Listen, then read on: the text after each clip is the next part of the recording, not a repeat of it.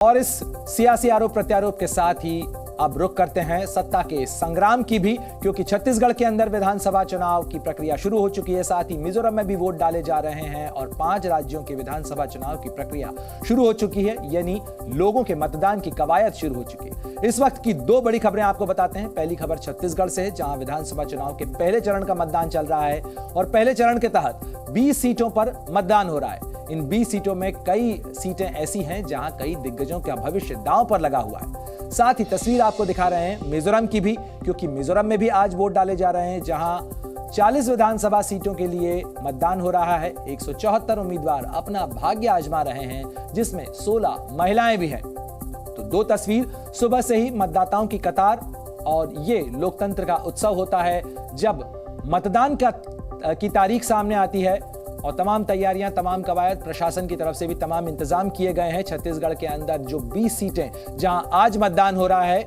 ये वो 20 सीटें हैं जहां पर नक्सल प्रभावित इलाके सबसे ज्यादा हैं। और छत्तीसगढ़ मिजोरम में वोटिंग लगातार जारी है। छत्तीसगढ़ में पहले चरण का मतदान जो हो रहा है उसमें 20 सीटों पर मतदान हो रहा है और 9 बजे तक करीब 10% मतदान हो चुका है। वहीं मिजोरम में भी 17% से ज्यादा मतदान अब तक हो चुका है। तो आंकड़ों के जरिए आपको बता रहे हैं सुबह से मतदाताओं का उत्साह किस तरीके से है, और मतदान शुरू होने से पहले तमाम बड़े नेताओं की तरफ से मतदाताओं से अपील की गई कि वो अपने मताधिकार का इस्तेमाल करें, ज्यादा से ज्यादा संख्या में निकलकर वोट करें। जी न्यूज़ भी आपसे ये अपील करता है कि आप भी मतदान के लिए जरूर जाइए और अपने मताधिकार का इस्तेमाल करिए। ये तमाम वो तस्वीरें हैं किस तरीके से मतदाताओं का उत्साह देखने को मिल रहा है। कांकेर, बस्तर, कवर्धा, नारायणपुर की तस्वीरें आपको दिखा रहे हैं। छत्तीसगढ़ में मतदान की 4 तस्वीरें आपके स्क्रीन पर। किस तरीके से लोगों में उत्साह देखने को मिल रहा है, किस तरीके से वरिष्ठ नागरिक भी जो हैं वो बड़ी संख्या के अंदर कतारों में पहुंच रहे हैं।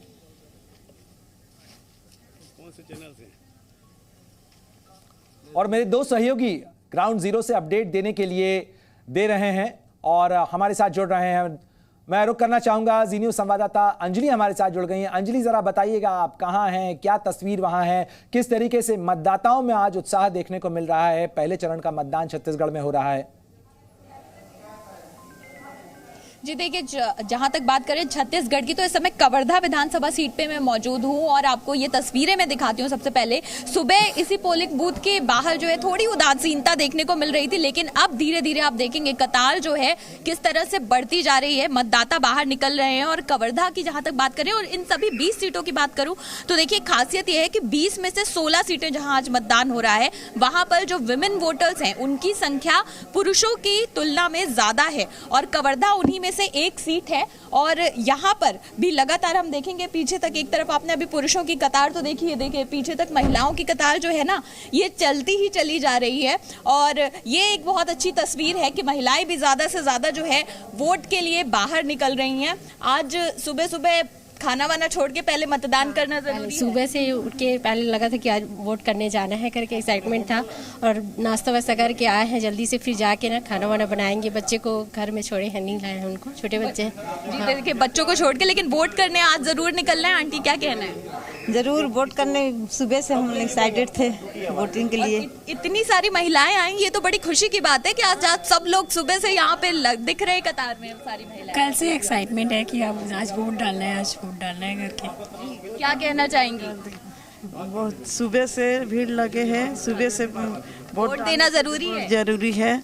देखिए ये बहुत खूबसूरत तस्वीर है कि तमाम महिलाएं भी, पुरुष भी बहुत सारे आए हैं और महिलाएं बहुत ज्यादा है। पीछे तक बिल्कुल महिला मतदाताओं का उत्साह भी कवर्धा के अंदर किस तरीके से है, ये अंजलि ने दिखाया। और रुक करते हैं राजनांदगांव का भी। मेरे सहयोगी रविंद्र कुमार भी हमारे साथ जुड़े हुए हैं। रविंद्र, राजनांदगांव की क्या तस्वीर है? यहाँ से रमन सिंह मैदान के अंदर है, किस तरीके से चुनौती है, किस तरीके से वहां प्रशासन की तरफ से तैयारियां की गई, क्योंकि नक्सल प्रभावित इलाके हैं अधिकतर जहां आज वोटिंग हो रही है। प्रणय, देखिए पिछली बार रमन सिंह 17,000 मात्र वोटों से लगभग जीते थे, तो उनकी कोशिश है कि इस बार ये दायरा बढ़े, अंतर बढ़े।